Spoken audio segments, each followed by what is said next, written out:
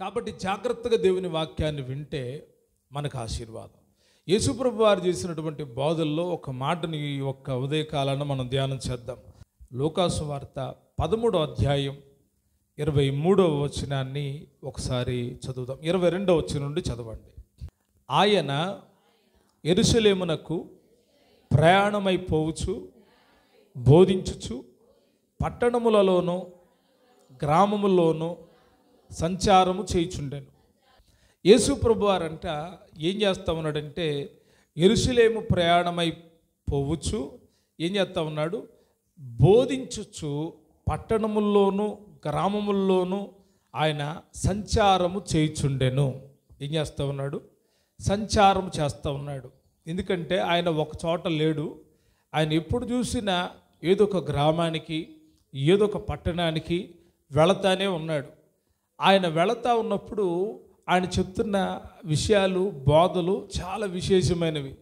ఎవరైనా ఆయన దగ్గరకు వస్తే వారికి బోధిస్తూ ఉన్నాడు. ఆయన గుంపుల మధ్యలో బోధించాడు, 12 మందికి బోధించాడు, 70 మందికి బోధించాడు, అలాగే ఒక్కరికి కూడా ఏం చేశాడు, బోధించాడు.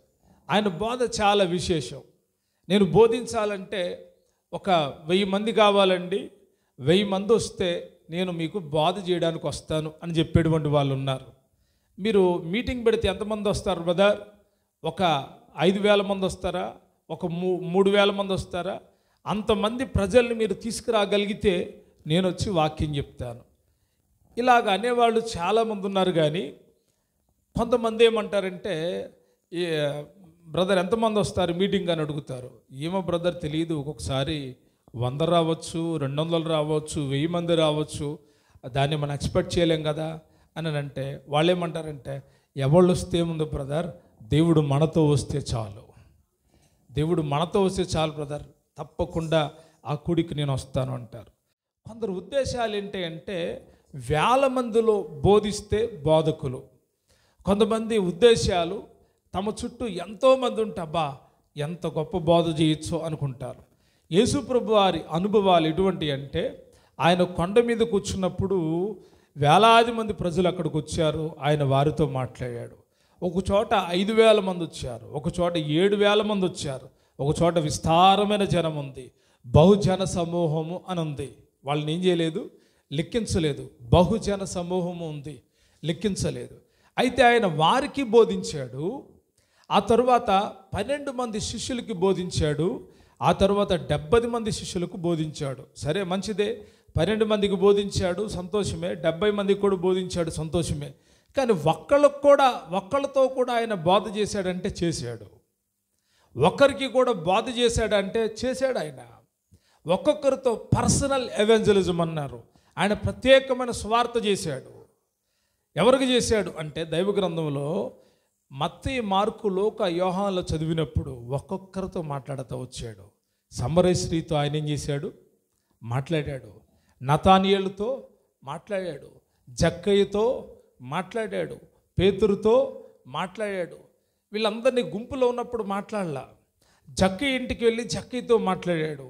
జక్కయ్య గుండె బద్దలైపోయి, ప్రభువా నేను ఎవరిని వద్దైనా అన్యాయంగా తీసుకుంటే వానికి ఎంత చెల్లిస్తాడంట, 4 అంతలు చెల్లిస్తాను అని చెప్పాడు.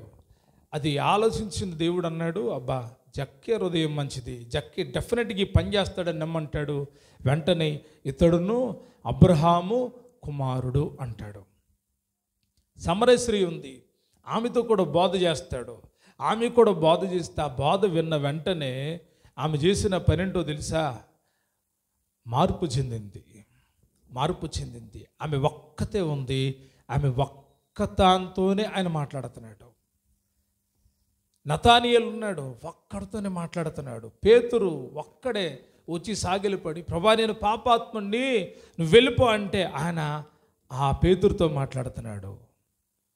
పేతురు రా, నా వెంబడి రా, నేను నిన్ను మనుషులు పట్టు జాలన్నీ చేస్తానని మాట్లాడితే ఆ మాటకు విధేయులైపోయారు. దేవుని యొక్క పని కొన్నిసార్లు ఒక్కళ్ళతోనే సాగుతుంది, కొన్నిసార్లు 10 మందితో సాగుతుంది, కొన్నిసార్లు 100 మందిలో జరుగుతుంది. అది దేవుని యొక్క ఉద్దేశం. యేసయ్య ఎక్కడికి వెళ్ళినా ఆయన పల్లెల్లోకి వెళ్ళాడు, పట్టణాల్లోకి కూడా వెళ్ళాడు. మార్గ మధ్యములో ఆగి బోధిస్తూ వచ్చాడు. జనులు ఎక్కడన్నా గుంపుగా కూడితే వారిని నిలబెట్టి సంబరం చేసినట్టుగా కాకుండా ఏదో ఆయన చూడ్డానికి వచ్చారు కదా అని చెప్పి అట్రాక్షన్గా హాయ్ హాయ్ అన్నట్టుగా కాకుండా వాళ్ళని అక్కడే నిలిపి వాళ్ళతో మాట్లాడేటువంటి స్వభావం యేసయ్యకుంది. ఎక్కడైనా మాట్లాడగలడా? ఎక్కడైనా మాట్లాడతాడు ఆయన.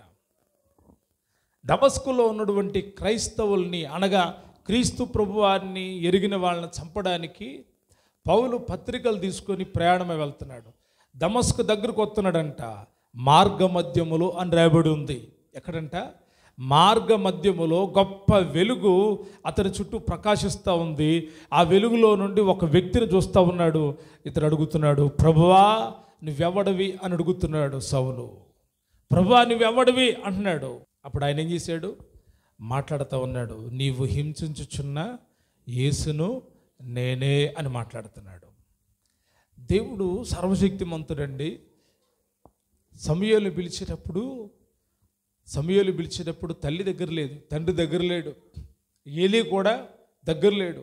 ఒక్కడే దేవుని మందసం ఉన్న చోట నిద్రిస్తూ ఉంటే ఒక స్వరం వినబడతా ఉంది, సమూయేలు సమూయేలు అనేటువంటి స్వరం. దేవుడు అతనితో మాట్లాడుతున్నాడు. దేవుడు అతనితో మాట్లాడాడు కూడా.